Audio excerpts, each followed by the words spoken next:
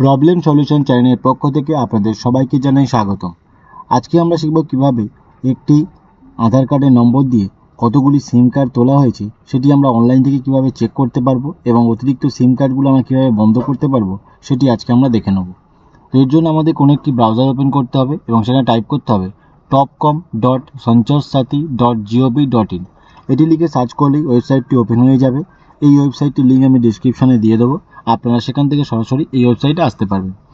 ওয়েবসাইটটি ওপেন হওয়ার পর এখানে একটি মোবাইল নম্বর চাওয়া হচ্ছে।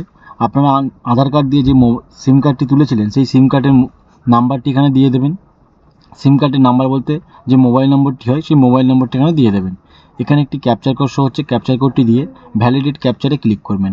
ভ্যালিডেট ক্যাপচারে ক্লিক করলে এখানে ওটিপির অপশানটি চলে আসবে, ওটিপিটি এখানে দিয়ে দেবেন, দিয়ে আপনারা লগইনে ক্লিক করবেন। লগইনে ক্লিক করলেই আপনার আধার কার্ড দিয়ে কতগুলো সিম কার্ড তোলা রয়েছে সমস্ত সিম কার্ডের নম্বরগুলো এখানে শো করবে। তো যে সমস্ত সিম কার্ডের নাম্বারগুলো আপনাদের দরকার নয়, এখানে একটি বক্স দেখতে পাচ্ছেন, বক্সে ক্লিক করে নট মাই নাম্বার এই অপশানে ক্লিক করবেন। ক্লিক করে রিপোর্টে ক্লিক করলেই আপনাদের ওই সমস্ত সিম কার্ডের নাম্বারগুলি সবগুলো ডিঅ্যাক্টিভ করে দেওয়া হবে, অর্থাৎ আপনার আধার কার্ড থেকে ডিলিট হয়ে যাবে।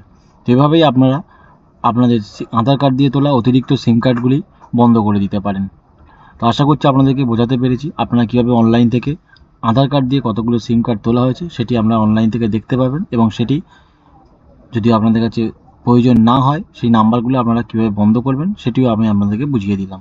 এতক্ষণ সাথে থাকার জন্য অসংখ্য ধন্যবাদ। এরকম আরও ভিডিও পেতে আমাদের চ্যানেলকে লাইক এবং সাবস্ক্রাইব করুন।